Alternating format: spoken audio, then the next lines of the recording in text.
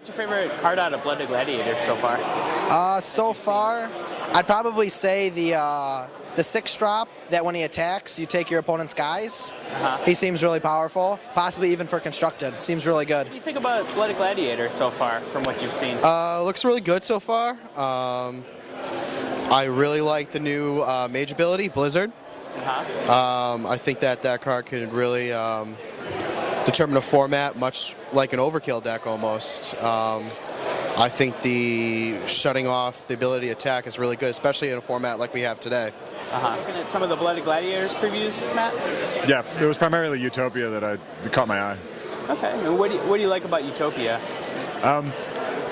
Destructive game-changing potential. Relatively early compared to some other stuff. Are you a big fan of board sweeping effects? I'm a big fan of anything that's going to take your opponent by surprise. What's your favorite so far? I think the most overpowered one is probably the Holy Paladin card, that you can tap it to heal X and roll X cards off your deck. It pretty much means if Paladin plays that card, it can't lose to aggro.